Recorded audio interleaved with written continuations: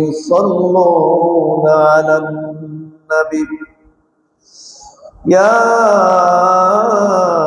أيها الذين آمنوا صلوا عليه وسلموا تسليما صلى الله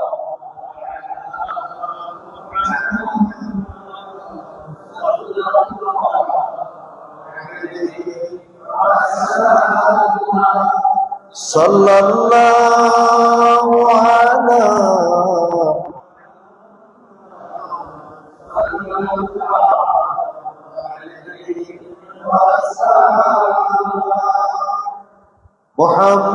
محمد سيد الكونين والثقلين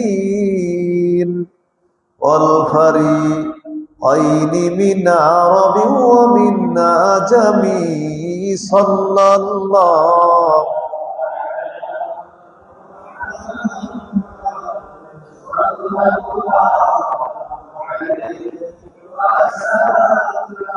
صلى الله على محمد صلى الله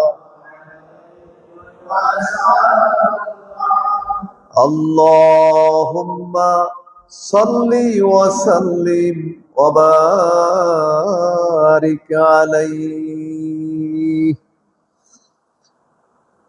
হামিদুল্লাহ খান জামে মসজিদ খাতুনগঞ্জ চট্টগ্রামে অনুষ্ঠিত বাংলাদেশ তালিম হিজবুল্লাহ চট্টগ্রাম মহানগর কর্তৃক আয়োজিত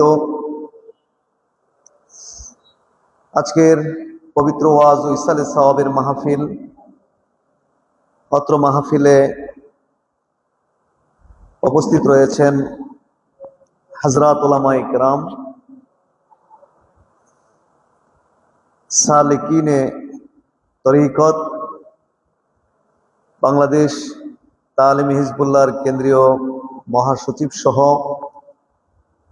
চট্টগ্রাম মহানগরের নেতৃবৃন্দ এবং বিশেষ করে উপস্থিত রয়েছেন প্রখ্যাত আলেম দ্বীন মুফতি হযরত মাওলানা গোলাম কিবরিয়া দামাত বরকাতুহুল আলিয়া, অত্র মসজিদের ইমাম সাহেব মহোদয় সহ মুআজ্জাজ হাজিরিন, লাখো কোটি শুকরিয়া আদায় করি মহান আল্লাহ সুবহানাহু ওয়া তাআলার প্রতি, যিনি আমাদেরকে আজকের এই দ্বীনি মজলিসে, আজকের এই গুরুত্বপূর্ণ মজলিসে আল্লাহ তাআলার সন্তুষ্টি অর্জন করবার জন্যে, দ্বীনি এলেম অর্জন করার জন্যে নিজেদের শত শত ব্যস্ততাকে উপেক্ষা করে, রাতের ঘুমকে বর্জন করে সুস্থ অবস্থায় আমাদেরকে আজকের এই দোয়ার মজলিসে, মুখতাসার এই দোয়ার মাহফিলে আমাদেরকে হাজির হবার জন্য তৌফিক দান করলেন, আমাদেরকে অংশগ্রহণ করবার জন্য তৌফিক দান করলেন। সেজন্য আল্লাহর প্রতি আমরা শুকর গুজার করব, অন্তঃস্থল থেকে সকলে একবার পড়ি আলহামদুলিল্লাহ। এরকম একটি দ্বীনি মজলিসে হাজির হতে পারা, নিজেকে অংশীদার করতে পারা, এটা একটি আল্লাহর পক্ষ থেকে আমাদের প্রতি বড় নিয়ামত। আর সুস্থ অবস্থায় হাজির হতে পারা, এটা আরো একটি বড় নিয়ামত। নিয়ামতের শুকরিয়া আদায় করা আমাদের দায়িত্ব, আমাদের কর্তব্য। আল্লাহ বলেছেন, লাইন শাকারতুম লা আযীদান্নাকুম, যদি তোমরা আমার শুকর করো অবশ্যই অবশ্যই আমি সেই নিয়ামত আরো বৃদ্ধি করে দিব। ওয়ালা ইন কাফারতুম ইন্না আযাবি লা শাদীদ, আর যদি তোমরা আমার নিয়ামতের কুফর করো তাহলে অবশ্যই আমার আযাব, আমার শাস্তি অত্যন্ত কঠিন। তো আমরা আসলে আল্লাহর নিয়ামত আদায় করি না। আমরা অধিকাংশ বান্দাই গাফেল। আল্লাহর নিয়ামত গুলো নিয়ে আমাদের কোনো ফিকির নেই, এগুলো নিয়ে আমাদের কোনো ভাবনা নেই। এজন্যে আমরা আল্লাহর নিয়ামতগুলোর শুকরিয়া আদায় করি না। আল্লাহ নিজেও বলেছেন যে আমার বেশিরভাগ বান্দাই আমার না শুকর গুজারকারী বান্দা। ইন্নাল ইনসানা লিরাব্বিহি লাকানুদ, নিশ্চয় মানুষ তার রবের প্রতি অকৃতজ্ঞ। কানুদ বলা হয়, হাসান বসরি রহমতুল্লাহ বলেছেন, কানুদ বলা হয় যে বিপদ আপদগুলোকে স্মরণ করে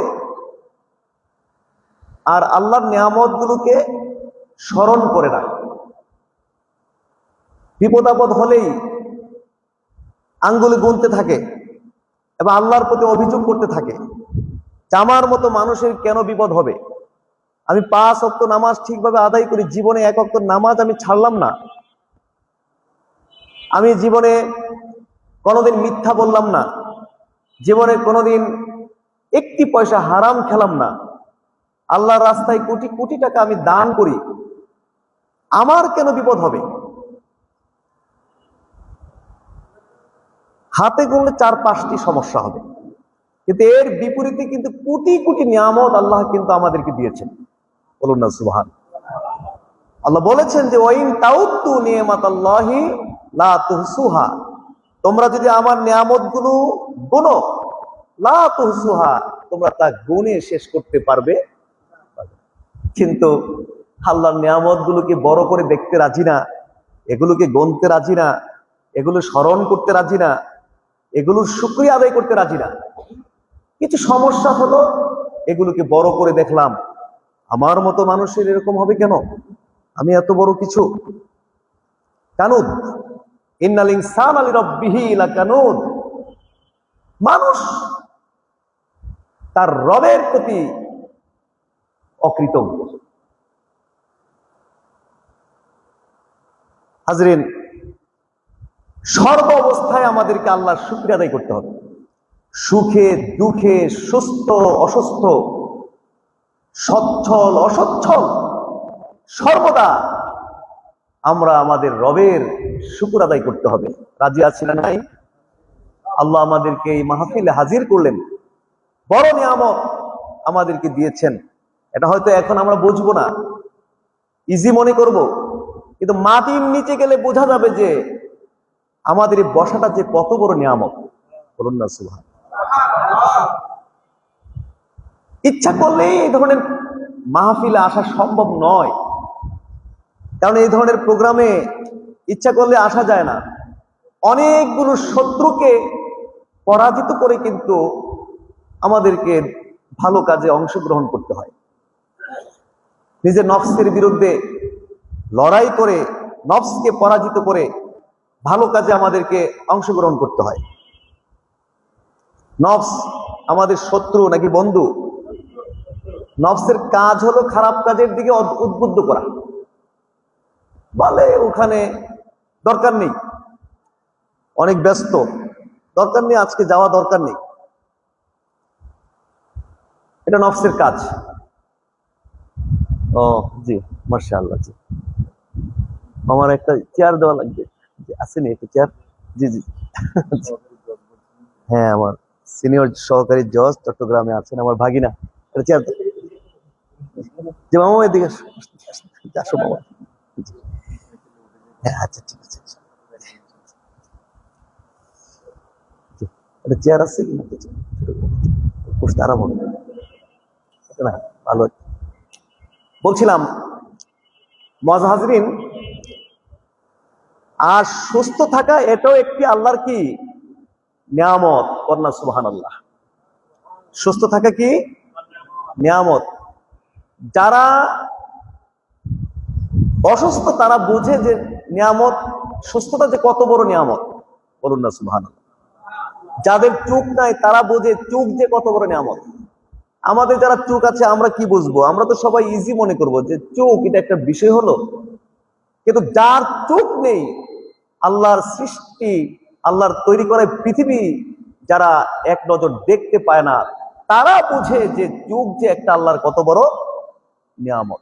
কানে শোনে না যারা, তারা বোঝে যে কান যে কত বড় নিয়ামত। তো আল্লাহ তাআলা আমাদেরকে এরকম একটি দ্বীনি মজলিসে হাজির করলেন এবং এরকম একটি দ্বীনি মজলিসে হাজির করলেন এবং সুস্থ অবস্থা হাজির করলেন। আল্লাহর প্রতি আমরা অন্তরে অন্তঃস্থল থেকে সবচেয়ে গভীরতম জায়গা থেকে আল্লাহর শুকর আদায় করে সকলে একবার পড়ি আলহামদুলিল্লাহ। মজা হাজরিন, আসলে আজকে এখানে মাহফিলটা হওয়ার উদ্দেশ্য হলো, আপনারা শুনেছেন যে আগামীকাল আমরা একটি কর্মসূচিকে টার্গেট করে চট্টগ্রামে এসেছি।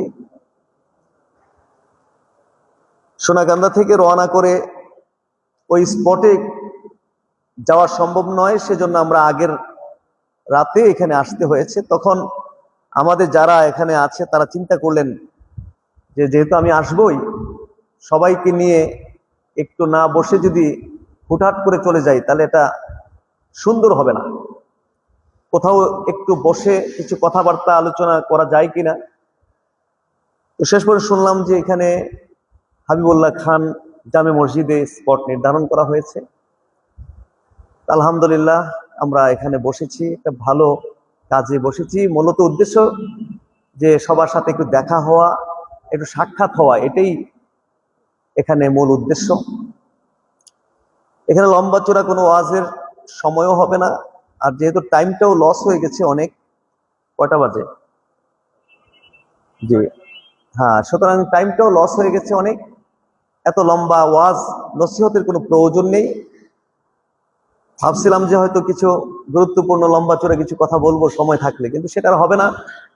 অল্প পুরাণ এবং আমাদের জন্য জরুরি কিছু কথা বলে ইনশাল্লাহ আমরা দোয়া করব, দোয়া করে এখান থেকে বিদায় হব। আমি যে আয়াতে কারিমা দুটো পড়েছি, ছোট্ট দুটো আয়াতে কারিমা পড়েছি, এই আয়াতে কারিমার মধ্যে একটি গুরুত্বপূর্ণ বিষয় আলোচনা হয়েছে, আর তা হচ্ছে আত্মশুদ্ধির গুরুত্ব এবং আত্মশুদ্ধির উপায়। আত্মশুদ্ধির গুরুত্ব সম্পর্কে আয়াতে কারিমা দুটোতে বলা হয়েছে এবং কিভাবে আত্মশুদ্ধি করতে হবে আমাদেরকে, এই বিষয়ে এখানে আলোচনা হয়েছে। বিষয়টি কিন্তু খুবই গুরুত্বপূর্ণ, কারণ আত্মশুদ্ধি বিষয়টা কোনো নফল, মুস্তাহাব, মুস্তাহাসান কোনো বিষয় নয়। কারণ আত্মশুদ্ধি এটা ফরজ, ফরজ বিষয়। জোরে বলুন, কি বিষয়? ফরজ বিষয়। আমরা অনেক ফরজের নামই জানি না, অনেক হারামের নাম আমরা জানি না। চুরি করা হারাম জানি, ডাকাতি করা হারাম জানি, সন্ত্রাসী করা হারাম জানি, জেনা ব্যভিচার করা হারাম জানি,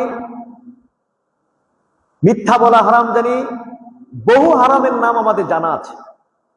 আবার কিছু হারামের নাম আমাদের জানা নেই, যেমন এরকম অনেক আছে। তার মধ্যে যেমন মুসলিম জাতির মধ্যে ঐক্য নষ্ট করা, মুসলিম জাতির মধ্যে ঐক্য নষ্ট করা, এটা যে হারাম। মুসলিম জাতিকে দলে দলে বিভক্ত করা, এটা যে হারাম। ওয়ালা তাফাররাকু, আল্লাহ নিষেধ করেছেন তোমরা দলে দলে ভাগ হয়ে যেও না, এটা যে হারাম, এটা আমরা অনেকেই জানি না। যার কারণে মসজিদে আমরা খতিব সাহেবগণ বা আমরা যারা ওলামা বা ওয়াজ নসিহত করি, আমরা মদের বিরুদ্ধে ওয়াজ করি, সুদের বিরুদ্ধে ওয়াজ করি, চুরির বিরুদ্ধে, ডাকাতির বিরুদ্ধে ওয়াজ করি, কিন্তু মুসলিম জাতির মধ্যে ঐক্য নষ্ট করা যে হারাম, এই হারামটা সম্পর্কে কিন্তু আমরা ওয়াজ করি না, আমাদের তেমন কোনো বক্তব্য নেই। ঠিক এইভাবে অনেক ফরজের নাম আমাদের জানা আছে। নামাজ ফরজ, রোজা ফরজ, হজ ফরজ, পর্দা ফরজ, হালাল উপার্জন ফরজ আমরা জানি, কিন্তু আত্মশুদ্ধি করা যে ফরজ, ফরজে আইন, এই বিষয়টা কিন্তু আমাদের অনেকেরই জানা নেই এবং এই বিষয়ে এজন্য তেমন কোনো বক্তব্য আমাদের মধ্যে নাই। আজকে জাতির এই দুরাবস্থার মূল কারণ হলো আমরা আমাদের আত্মাকে পরিশুদ্ধ করতে পারি নাই, এবং এই ব্যাপারে জাতিকে কোনো নির্দেশনা ওলামারা দেন না, যার কারণে জাতির এই দুর্দশা, দুর্গতি, দুরাবস্থা, এই ফরজ বিষয়টাকে অ্যাভয়েড করার কারণে, অবহেলা করার কারণে এই জাতির এই দুরাবস্থা। আত্মশুদ্ধি করা কি? বলুন, আত্মশুদ্ধি করা কি? আল্লাহ বলেছেন যে কাদ আফলাহা মান যাক্কাহা, যে তার আত্মাকে পরিশুদ্ধ করতে পেরেছে, তার আত্মাকে রোগ মুক্ত করতে পেরেছে, আত্মাকে কুলুষ মুক্ত করতে পেরেছে, সে সফল কাম হয়েছে। বলেন না সুবহানাল্লাহ। আরেকটা আয়াতে আল্লাহ কি বলছেন? কাদ আফলাহা মান তাযাক্কা, যে তার আত্মাকে পরিশুদ্ধ করতে পেরেছে, সফল কাম হয়েছে। অকাদ খাবা মান দাসসাহা, আর যে তার আত্মাকে কলুষিত করেছে, রোগাক্রান্ত করেছে, সে ক্ষতিগ্রস্ত হয়েছে, ধ্বংস হয়েছে। অতএব আত্মশুদ্ধি করা ফরজে আইন। আল্লাহ কোরআনে আরো ছোট্ট দুটো আয়াতে বলেছেন, ইয়াওমা লা ইয়ানফাউ মালু ওয়ালা বানুন ইল্লা মান আতাল্লাহা বিকালবিন সালিম। আল্লাহ বলেছেন, তোমরা সেদিনকার কথা স্মরণ করো যেদিন তোমাদের সন্তান সম্পদ তোমাদের কোনো উপকার দিবে না। ইল্লা মান আতাল্লাহা বিকালবিন সালিম, একমাত্র সেদিন যে আল্লাহর নিকটে আসবে বিকালবিন সালিম, পরিচ্ছন্ন একটি অন্তর নিয়ে, রোগ মুক্ত একটি অন্তর নিয়ে, একটি সুস্থ অন্তর নিয়ে, সালিম অন্তর নিয়ে, সেদিন যে আল্লাহর কাছে আসবে সেটাই তাকে উপকার দিবে। বলুন না সুবহানাল্লাহ। আপনি 5 জন সন্তানের পিতা মাতা, এক একজন সন্তান অনেক শিক্ষিত, কেউ ডিসি, কেউ এসপি, কেউ সচিব, কেউ মন্ত্রী, কেউ এমপি, ইত্যাদি ইত্যাদি। বড় বড় সন্তানের পিতা আপনি, বড় বড় সন্তানের মা। আল্লাহ বলছেন ও সব সেদিন কোনো উপকার দিবে না। হাজার হাজার কোটি টাকার মালিক আপনি, বাংলাদেশের শ্রেষ্ঠ ধনী, অসংখ্য মেল কারখানার মালিক। আল্লাহ বলেছেন এই সমস্ত সম্পদ সেদিন কোনো উপকার দিবে না। ইল্লা মান আতাল্লাহা বিকালবিন সালিম, সেদিন একমাত্র যে আল্লাহর কাছে আসবে সুস্থ অন্তর নিয়ে, পরিষ্কার পরিচ্ছন্ন একটি অন্তর নিয়ে, রোগ মুক্ত একটি অন্তর নিয়ে, সেটাই সেদিন তাকে উপকার দিবে। জোরে কন্যা সুবহানাল্লাহ। তাহলে অন্তরকে সুস্থ করা, রোগ মুক্ত করা, এটা ফরজে আইন। জোরে কন্যা সুবহানাল্লাহ। সংক্ষিপ্ত কথা, তাহলে বোঝা গেল আমাদের দেহে যেরকম, আমাদের দেহের মধ্যে যেরকম রোগ ব্যাধি হয়, আমাদের দেহটা যেরকম রোগাক্রান্ত হয়, আমাদের দেহটা যেইভাবে অসুস্থ হয়, অনুরূপ ভাবে আমাদের অন্তরটাও কি হয়? অসুস্থ হয়। দেহের মধ্যে নানা ধরনের রোগ তৈরি হয় এবং সে সমস্ত রোগগুলোর নামও আমরা জানি। দেহের রোগের নাম আমাদের জানা আছে, ক্যান্সার, ডায়াবেটিস, তারপরে কি বলুন, দু একটি রোগের নাম বলুন। ক্যান্সার বললাম, ডায়াবেটিস, তারপর কি? জি, প্রেশার, হ্যাঁ বুঝি নাই, কোলেস্ট্রল হয় না? আচ্ছা জি, এরকম অ্যাভেলেবেল রোগের নাম আছে বা আমাদের শরীরের মধ্যে এই সমস্ত রোগগুলো তৈরি হয়ে থাকে। ঠিক এইভাবে আমাদের অন্তরের মধ্যেও কি হয়? একটু হানা করতে হবে কিন্তু আমাদেরকে। আমি জানি না চিটাঙ্গের মানুষ হানা করা মানে অভ্যাস আছে কিনা ওয়াজের মধ্যে। হানা করলে বোঝা যায় যে কথাগুলো মাথায় ঢুকছে। একটু হানা করবেন। দেহের মধ্যে যেরকম রোগ আছে, রোগগুলোর নাম আমরা বলেছি, ঠিক এইভাবে আমাদের অন্তরের মধ্যেও রোগ হয়ে থাকে এবং সেই রোগগুলোর নামও আছে। যেমন দুইটি অন্তরের রোগের নাম বলুন দেখি, বলুন দুইটি অন্তরের রোগের নাম। দেহের রোগের নাম তো ভালোই জানেন, অন্তর রোগের নাম এবার বলুন দেখি। হ্যাঁ বলুন না, এত না জানলে হবে? হিংসা, হাসাদ, হিংসা, এটা এই রোগটা কোন জায়গায় হয়? এটা হাতের মধ্যে হয় মনে হয় হিংসাটা, না পায়ের মধ্যে হয়? জোরে কোন কোন জায়গার মধ্যে হয়?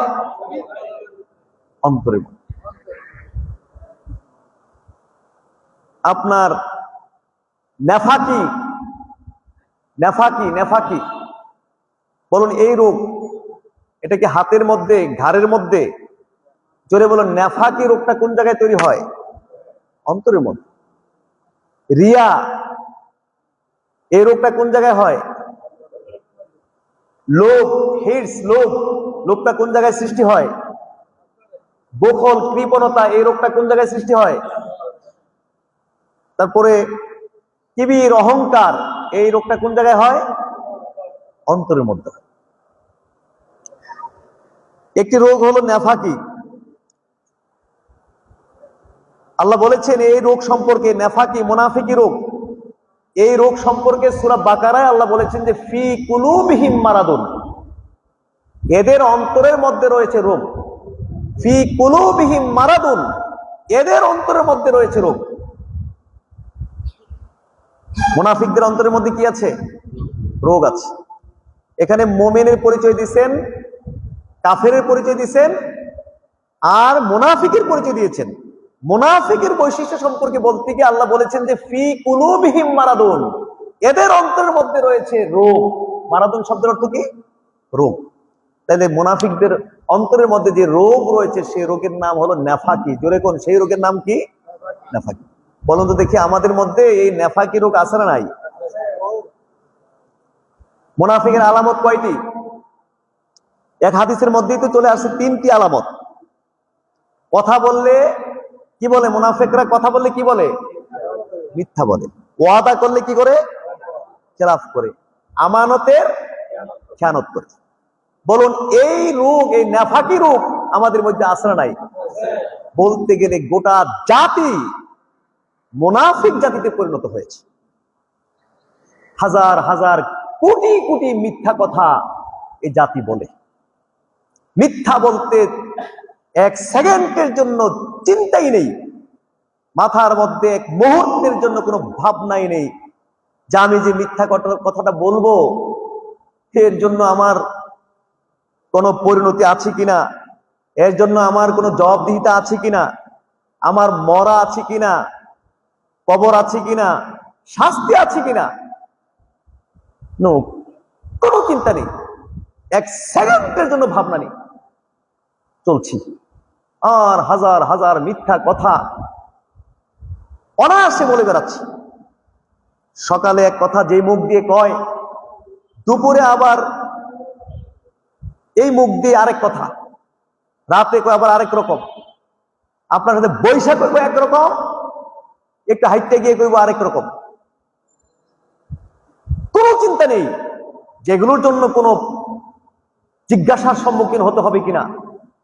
এগুলো কোনো না, এগুলো কোনো ব্যাপারই না যেন মনে হয়, এগুলো কোনো ফ্যাক্টর না, বিষয় না।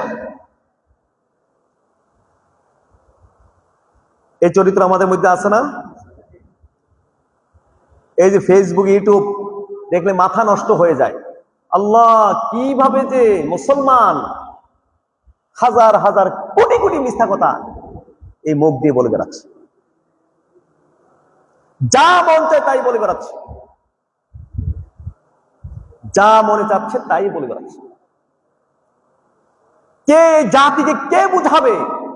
কার কথা এই জাতি শুনবে? কোন দিকে যাচ্ছে এই জাতি? পরিণতি কি হবে? মোটেও কোনো ভাবনা নেই। মানুষ তো যাচ্ছে, মরতেছে, আসলে কি মরা মরতেছে আল্লাহই জানে। ডেলি তো মানুষ মরতেছে। কবরে যাচ্ছে, কিন্তু কি যাওয়া যাইতেছে, কি মরা পড়তেছে, এটা আল্লাহ ছাড়া কেউ, আল্লাহই জানে। আমরা ওয়াদা করব কিয়ামত হয়ে যাক, আমরা মিথ্যা কথা বলবো না। রাজি আছি সবাই? বলে সবাই যখন মিথ্যা কথা কয়, আমরাও কম, অসুবিধা কি? এরকম হবে কিনা?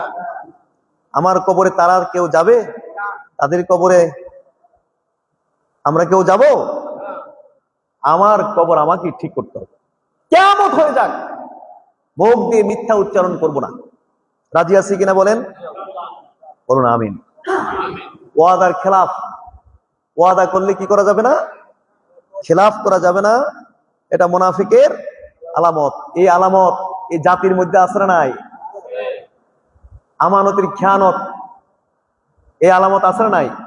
বলতে গেলে গোটা জাতি মুনাফিক জাতিতে এই জায়গা নাফাকি রোগে ভরপুর হয়ে গেছে। এক একটি রোগের উপরে 1-1.5 ঘন্টার বক্তব্য রয়েছে, সময় নেই, শুধু একটু টাচ করছি 2-4টি রোগের কথা একটু টাচ করে আমি দোয়া করে দেব। রিয়া, বলেন এই রোগ আমাদের মধ্যে আছে না নাই? রিয়া মানে আল্লাহ ছাড়া অন্য কোন উদ্দেশ্যে ইবাদত করা, আমল করা। আল্লাহ ছাড়া অন্য কোন উদ্দেশ্যে কি করা? আমল করা, ইবাদত করা, এটা হলো রিয়া।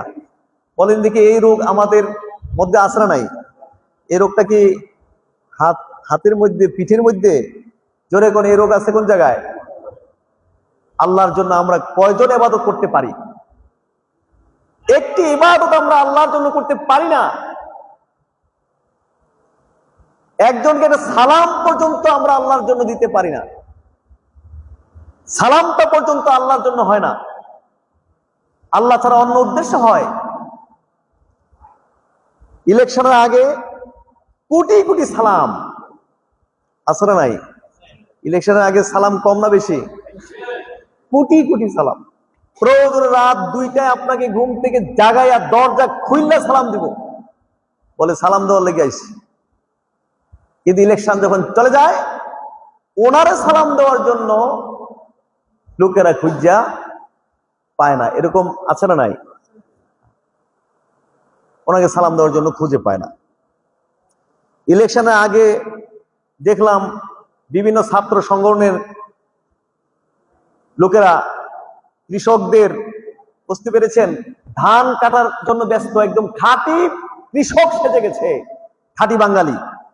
জাতীয় পতাকা মাথার ভিতরে বেঁধে একদম জমিনে নেমে গেছে। আপনার কিচ্ছু করতে হবে না, আমরা থাকতে আপনি কি করবেন? কৃষককে বলা হচ্ছে ক্ষেত কাইটা দাইয়া একদম বাসায় নিয়ে রেডি করে দিচ্ছে। যেই মাত্র ইলেকশন গেছে গা, এইবার বন্যায় ধান পানিতে গেছে গা, কিন্তু ওই সমস্ত কৃষকদেরকে আর খুঁজা পাওয়া। এই জন্য বলছিলাম যে 5 বছর পরে, 5 বছর পর পর ইলেকশন, এটা মানি না। প্রত্যেক বছর ইলেকশন দিতে হইব, এবং ইলেকশনটা হইতে হবে ফসল পাকার কিছুদিন আগে, যাতে করে কৃষকদের ফসল নিয়ে আর কোনো চিন্তা ভাবনা করতে না হয়। আস্তাগফিরুল্লাহ, আস্তাগফিরুল্লাহ। একজন ভিক্ষুক আল্লাহর জন্য সালাম দিতে পারে না, সুন্দর করে সালাম দেয়। শুদ্ধ সুন্দর করে সালাম দেওয়ার উদ্দেশ্য আল্লাহ নয়, উদ্দেশ্য হলো ভিক্ষার পরিমাণটা যেন একটু বাড়াইয়া দেওয়া। কোন আমলটা আমরা আল্লাহর জন্য করতে পারি? করছি তো আমল। হাজরিন, বাবা মাকে আল্লাহর জন্য আমরা ভালোবাসতে পারি না, স্বার্থে ভালোবাসি। বাপ মা যখন ইয়াং থাকে, জোয়ান থাকে, কামাই রুজি করতে পারে, আমাদের চাহিদা পূরণ করতে পারে, আমাদের পড়াশোনার খরচ দিতে পারে, তখন আমার বাবা আমার মাথার তাজ, আমার বাবা মাথার তাজ। আর যখনই বাপ মা বৃদ্ধ হয়ে যায়, আয় ইনকাম করতে পারে না, কামাই রুজি করতে পারে না, পড়ার খরচ দিতে পারে না, চাহিদা পূরণ করতে পারে না, তখন কিন্তু আমরা আমাদের পিতা মাতাকে ভালোবাসতে চাই না, ভালোবাসতে চাই না।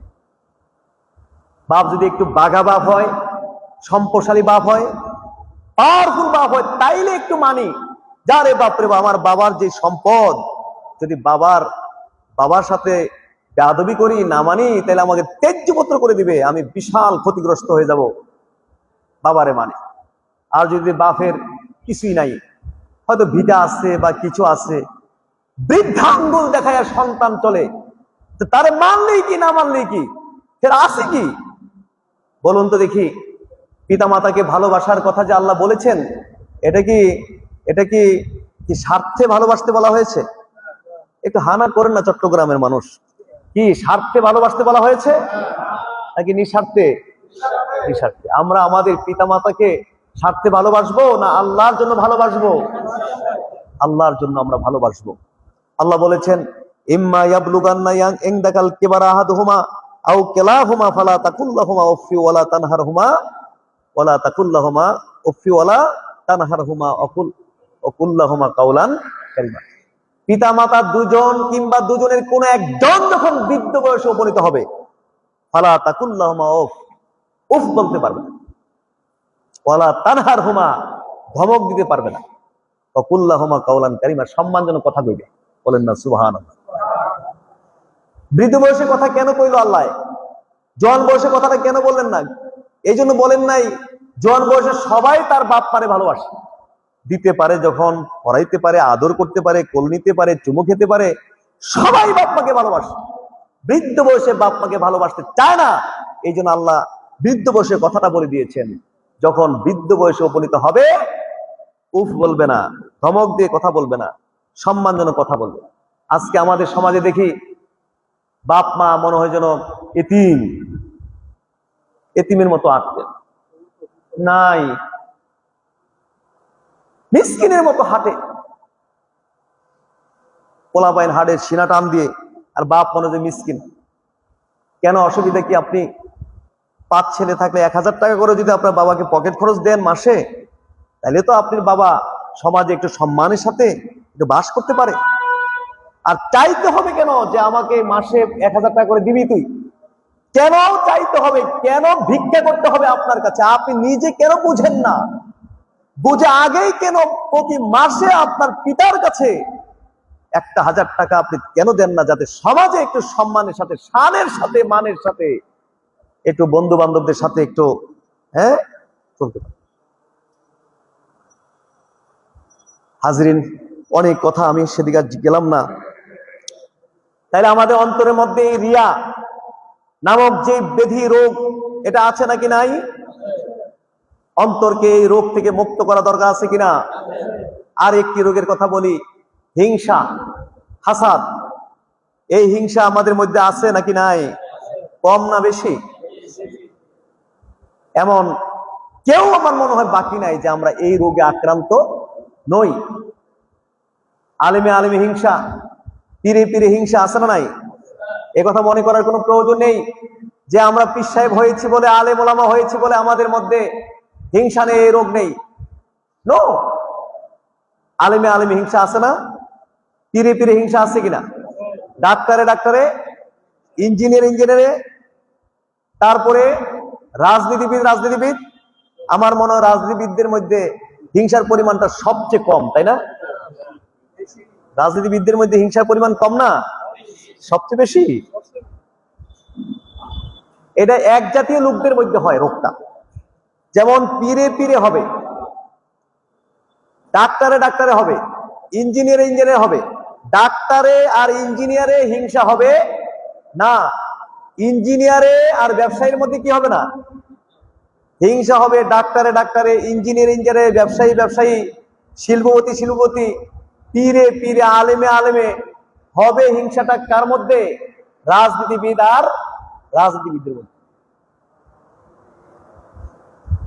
আমরা এত খারাপ অবস্থায় গেছি, কারো কোনো উন্নতি, সামান্য উন্নতি আমাদের সহ্য হয় না। কারো বিপদের কথা শুনলে আমরা খুশি হই। একজন যদি অসুস্থ হয়, খুশি হই যে অমুকে অসুস্থ, মনটা খুব খুশি লাগে। গিয়ে বলি, এমনি উপর দিয়ে খুব প্রশংসা করব, বা বলবো যে কোনো চিন্তা করো না, আল্লাহ তোমাকে রোগ দিছে, আল্লাহ ভালো করবে, একটু ওষুধপত্র খাইও, ডাক্তার দেখাইও। এইটা হইলো মুখের কথা। আর অন্তরের কথা, তুই তাড়াতাড়ি মরে যাই গা। অন্তরের ভিতরে আছে কি তুই মরস নাকি লেগে এখনো এতদিন তুই বাচ্চা রইছস? আর কতদিন বাচ্চা থাকি, মর। কি অবস্থা অন্তরটার ভিতরে চিন্তা করে দেন। এইগুলো নিয়ে কিন্তু যাচ্ছি, কবরে যাচ্ছি। টুপি, দাড়ি, পাগড়ি, বাবরি কোনো কিছুই কুলাবে না এ রোগ নিয়ে কবরে গেলে। বাড়ির যত কাছের লোক ততই এই রোগটা বেশি বাড়বে। সারা দেশের মানুষ লন্ডন, আমেরিকা যাচ্ছে, আপনার কোনো অসুবিধা হবে না। যেই মাত্র আপনার চাচাতো ভাই বা আপনার ভাই ভাতিজা যদি আমেরিকায় চলে যায়, লন্ডন চলে যায়, তাইলে আপনার সারা রাতের ঘুম কি হয়ে যাবো গা, হারাম। হায় হায়, আমার চাচাতো ভাইটা নাকি আমেরিকায় গেছে, আরে কেমনে গেল রে, কেমনে লাইন করলো, গেল আমেরিকায় গেল, লন্ডন গেল। যদি দুবাই যাইতো, সৌদি আরব যাইতো, তাহলে তো 20-50 হাজার টাকা কামাই করতো, আমার অন্তত সহ্য করতে পারতো। আমেরিকা গেছে, 5 লাখ টাকা মনে মাসে কামাই করতেছে। এই সব চিন্তা করতে করতে সারা রাতের ঘুম কি হয়ে যাবে, হারাম হয়ে যাবে। যদি সারা রাতের কি ঘুম কি হবে, হারাম হবে। কিন্তু কত মানুষ লন্ডন যাচ্ছে, আমেরিকা যাচ্ছে, এইটা নিয়ে আমার কোনো কি নাই, টেনশন নাই। এই জন্য ওলামারা বলেছেন কারো যার প্রতি আপনি হিংসা করবেন তার ক্ষতির আগে আপনার ক্ষতি হবে 5টি। কোন দেখি আপনার ক্ষতি হবে কয়টি? 5টি ক্ষতি হবে। এর মধ্যে একটা ক্ষতি হবে স্বাস্থ্যের ক্ষতি। জোরে কোন কিসের ক্ষতি? ওই যে আমেরিকার যে চাচাতো ভাই, তার উন্নতির কথা চিন্তা করতে করতে সারা রাত্র আপনি ঘুমাইতে পারলেন না, এতে করে কি আপনার স্বাস্থ্যের উন্নতি হচ্ছে নাকি স্বাস্থ্যের ক্ষতি হইতেছে? আর যার প্রতি হিংসা করতেছেন ওই লোক কি সারা রাত্রের ঘুম হারাম করতেছে না নাক ডেকে ঘুমাইতেছে?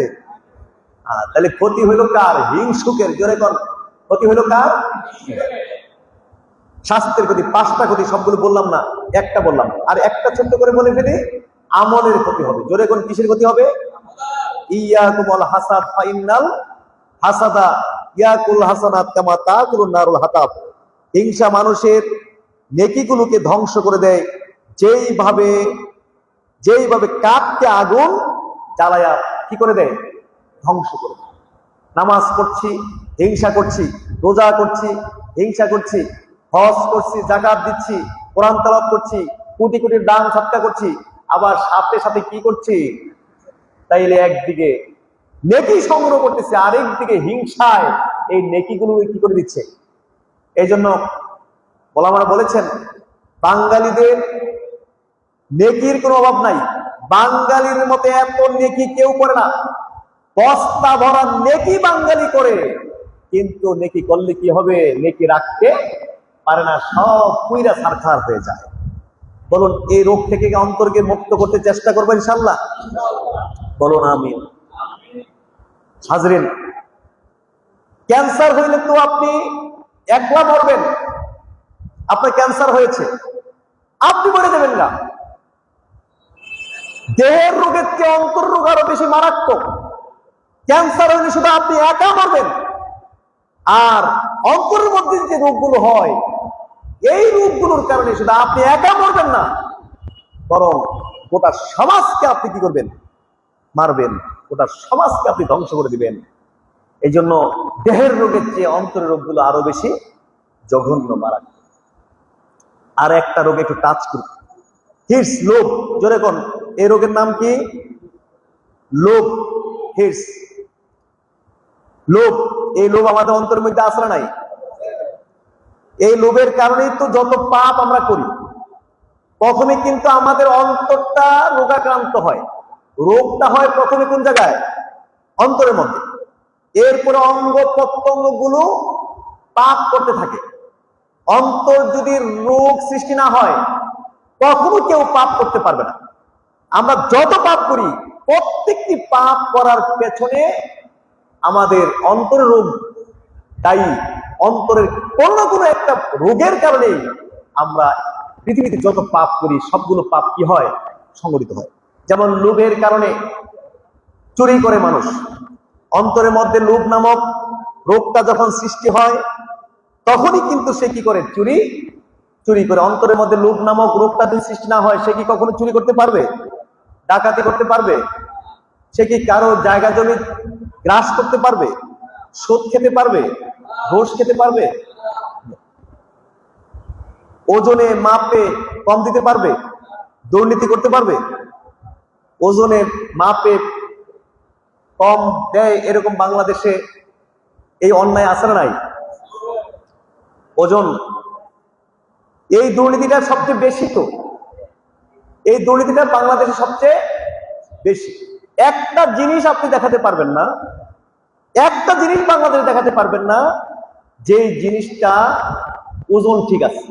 অনলি একটা দেখান, অনলি একটা দেখাবেন ওজন ঠিক আছে, আপনি কোনোভাবে দেখাতে পারবেন না।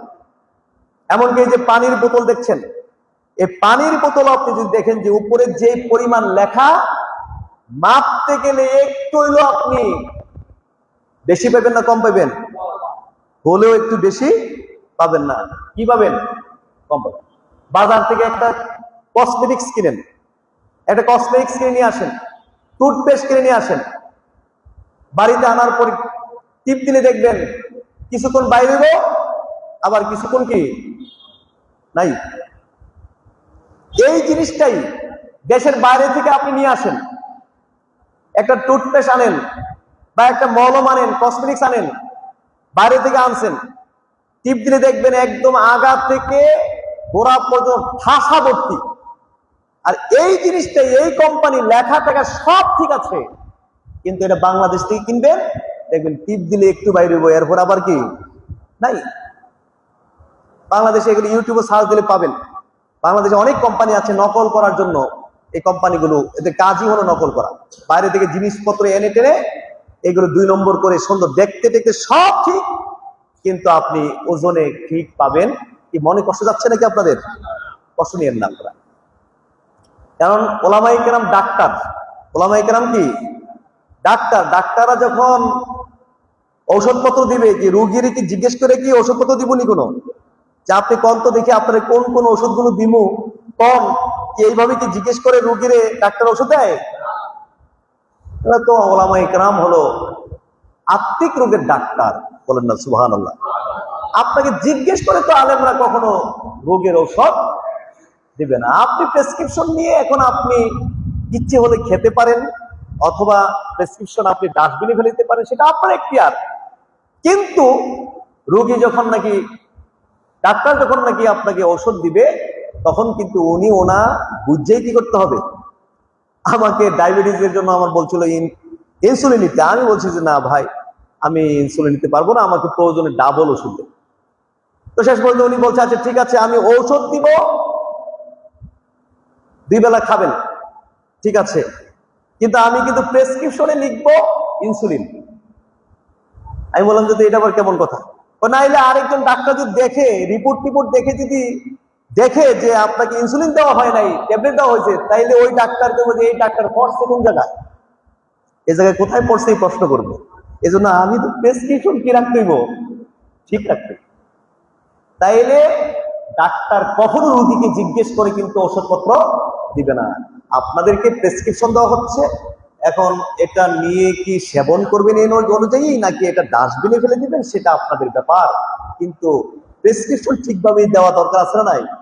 দেওয়া দরকার আছে। কথা শেষ হাজিরিন, বলছিলাম একটা জায়গা দেখাতে পারবেন না যেখানে এই 2 নম্বরই নেই। বাংলাদেশি জিনিস কিন্তু ট্যাগ লাগাই দিচ্ছে মেড ইন চায়না, অত জিনিস হলো কোন দেশের, কিন্তু লেখা দিছে কোন দেশ। একটা জিনিস আপনি দেখাতে পারবেন, এই যে বিপদ আপদ, এই যে আযাব গজব, কেন এগুলো সব কোরআন হাদিসের মধ্যে আছে।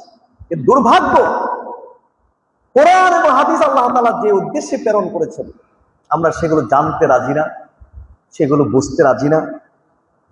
হাজার হাজার আয়াতে কারিমা টাচ করা হয় না।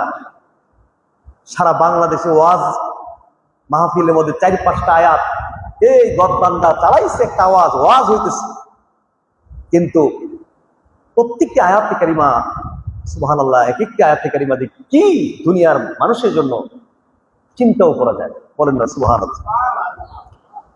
হাজরিন, এই যে আযাব গজব, অসুখ বিসুখ, এমন এমন অসুখ বিসুখ হয় যেগুলোর নাম পর্যন্ত আমরা বলতে পারি না। কেন হয়? হাদিসে আসছে না, আল্লাহ রসুল বলেছেন, লাম তাজহারিল ফাহিশাতু ফি কওমিন কাত্তু,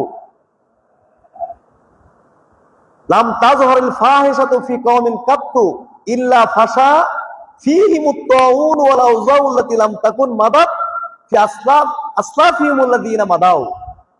কোন জাতির মধ্যে যখন অশ্লীলতা দেখা দিবে, ফাহিশা, লাম তাজহারিল ফাহিশাতু ফি কওমিন কাত্তু, কোন জাতির মধ্যে যখন অশ্লীলতা ব্যাপক হারে দেখা দিবে, প্রকাশ্য অশ্লীলতা ব্যাপক হারে দেখা দিবে, তখন ওই জাতির মধ্যে এমন এমন রোগ ব্যাধি, তৌন মহামারী দেখা দিবে, ওয়াল আউজা এমন এমন রোগ দেখা দিবে, লাম তাকুন মাদাত ফি আসলাফিল, যে রোগের নাম পূর্বের জাতিরা শুনতো না। করোনা, আমাদের আগের জাতিরা কি করোনা নাম শুনছে? তারপরে কি বলে যেন কিডনি ড্যামেজ হয়ে যাওয়া, এগুলো শুনছে? 100 বছর আগে শুনছে? ডায়াবেটিস শুনছে? স্ট্রোক শুনছে? আরো যে কত রোগ, যখন জাতির মধ্যে এই অশ্লীলতা দেখা দিবে। অশ্লীলতা আছে না এই জাতির মধ্যে? ইন্না লিল্লাহ। কি পরিমাণ জেনা বেবিচারে বাংলাদেশে চলতেছে!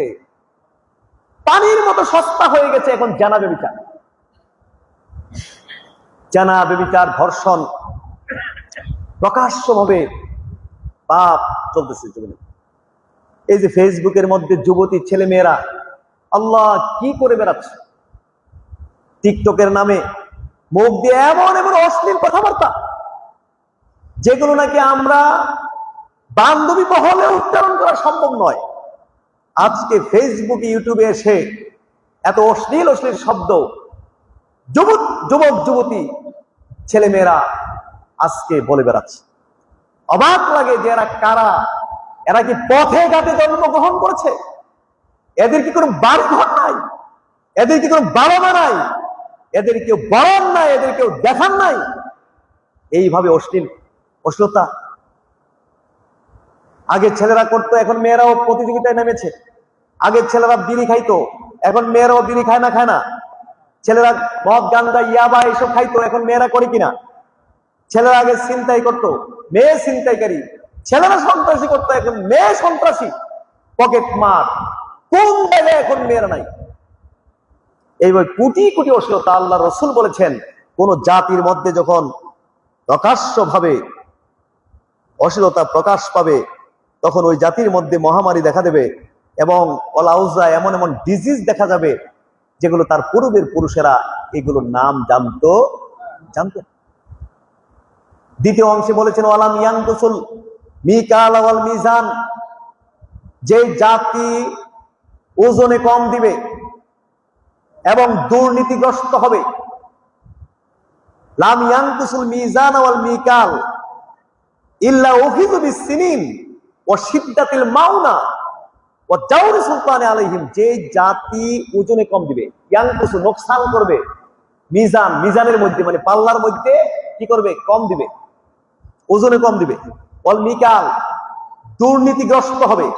যে জাতি ওজনে কম দিবে, দুর্নীতিগ্রস্ত হবে, ইল্লা উখিযু বিসসিনিন, এই জাতিকে পাকড়াও করা হবে, বিসসিনিন দুর্ভিক্ষ দিয়া। জোরে কোন কি দিয়া? দুর্ভিক্ষ। অশিদ্দাতিল মাউনা, কঠিন কঠিন সংকট সৃষ্টি করার মাধ্যমে জাতিকে পাকড়াও করা হবে। ওয়া জাওরি সুলতানি আলাইহিম, এই জাতির উপরে জালেম শাসক চাপিয়ে দেওয়ার মাধ্যমে পাকড়াও করা হবে। বলুন, দুর্ভিক্ষ আছে না নাই? দুর্ভিক্ষ আছে না নাই? সবাই আমরা দুর্ভিক্ষের মধ্যে পড়ে আছি। দুর্ভিক্ষ আগে দেখা গেছে এক পরিবারে মাত্র একজন কামাই করত, বাপে কামাই করছে শুধুমাত্র। আর কি কামাই করছে? ওই ক্ষেত্রে কৃষি করে ফসল টসল বিক্রি করে যা পারছে তাই কামাই করছে, কিন্তু তার অধীনে অন্তত 10-12 জন খাইয়া পাচ্ছে। কয়জন খাইয়া পাচ্ছে? আর এখন মাশাআল্লাহ, বাবা চাকরি করে, ব্যবসা করে, মা চাকরি করে, ছেলেরা চাকরি করে, মেয়েরা চাকরি করে, ছেলের বড় চাকরি করে, 14 বছর চাকরি করেও এরপরে নাকি শ্বাস ফালানোর সময় খোদাই আযাব করতেছে জাতির উপর। ঢাকা শহরে যান বা চিটাগাঙে রাত 2টা 1টা আমি ঘুরি সারা দেশে, রাস্তার পাশে মরা মানুষের মতো হাজার হাজার মানুষ পড়ে রয়েছে। কিসের মশা টশার, কিসের বৃষ্টি, আশ্রয়ের জায়গা নেই। খাইছি কিনা সারাদিন আল্লাহ জানে। দুর্ভিক্ষ আসরা নাই। হ্যাঁ, এটা খোদাই আযাব। এই জাতির উপরে কি আযাব চলতেছে? আল্লাহর পক্ষ থেকে আযাব চলতেছে। সিদ্ধাতের মাউনা, কঠিন কঠিন সংকট সৃষ্টি করার মাধ্যমে আযাব দেওয়া হবে। সংকট, প্রত্যেকটি মানুষ এখন একটা সংকটের মধ্যে আছে না নাই? প্রত্যেকটি মানুষ সংকট। স্বামী স্ত্রীর মধ্যে একটা সংকট সৃষ্টি করার মাধ্যমে আল্লাহ আযাব দিবেন। সুন্দর পরিবার চলতেছে, হঠাৎ করে দেখা যাবে যে স্ত্রী পরকে লিপ্ত হয়ে গেছে। বলেন এটা সংকট নাকি সংকট না? জোরে কর না। স্ত্রী যদি পরকে লিপ্ত হয়, এটা কি সংকট নাকি সংকট না? ছোট সংকট না বড় সংকট? অথবা স্বামী মদখোর হয়ে গেছে, সংকট কিনা? একটা ছেলে নষ্ট হয়ে গেছে, পথভ্রষ্ট হয়ে গেছে, সংকট কিনা? অ্যাভেলেবেল ছেলেরা মেয়েরা এখন নষ্ট, বাবা মায়ের কন্ট্রোলের বাইরে। সেদিন আমাদের এখানে এক মহিলা, আমাদের এলাকার নাম বলবো না, এখানে আমাদের এলাকার মানুষ আছেন, কমন করে যেতে পারে, এই যে নাম বলবো না, এসএসসি পরীক্ষা দিছে ছেলে, তার বাপ মাকে আলটিমেটাম দিছে 20 তারিখে আমার রেজাল্ট হবে এসএসসির, পাস করলে আমাকে হুন্ডা কিনে দিতে হবে, হুন্ডা, আর ফেল করলে আইফোন। চিন্তা করছেন আলটিমেটামের নমুনা দেখেন, ফেল করলে কি আর পাস করলে হুন্ডা। আর দাও রেডি করছে, যদি 20 তারিখের মধ্যে এই টাকার ব্যবস্থা না করো পাও কেটে ফেলাম। বাপ মা দুজনে পাও কি করবো?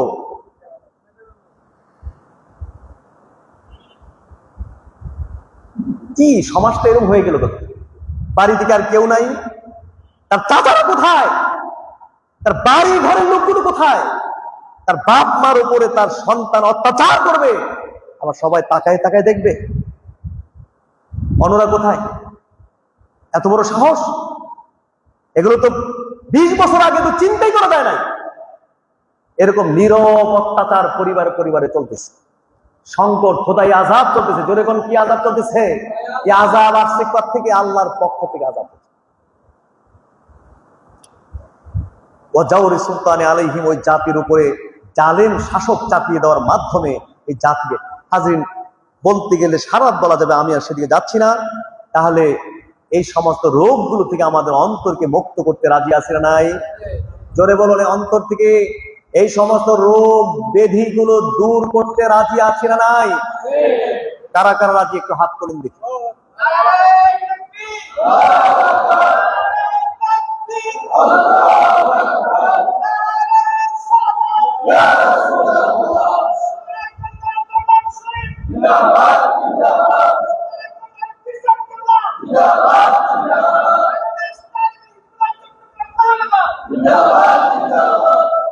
হাজরিন, আমাদের অন্তরকে সুস্থ করতে হবে, আমাদের অন্তরকে পরিচ্ছন্ন করতে হবে, রোগ মুক্ত করতে হবে, কলুষ মুক্ত করতে হবে, কালবে সালিম করতে হবে। আল্লাহ বলেছেন, সেদিনকার কথা স্মরণ করো যেদিন তোমাদের সন্তান, তোমাদের সম্পদ তোমাদের কোনো উপকার দিবে না, একমাত্র যে আল্লাহর নিকটে আসবে পরিচ্ছন্ন একটি অন্তর নিয়ে, নিটিন ক্লিন একটি অন্তর নিয়ে, পরিচ্ছন্ন রোগ মুক্ত একটি অন্তর নিয়ে, এটাই সেদিন তাকে উপকার দিবে। কন্যা সুবহানাল্লাহ। আমাদের অন্তরকে যদি সুস্থ করতে হয়, তাহলে অনেক লম্বা চ্যাপ্টার, অনেক বড় আলোচনা। আত্মশুদ্ধির কি উপায়, সেদিকে আমি আর এখন যাব না।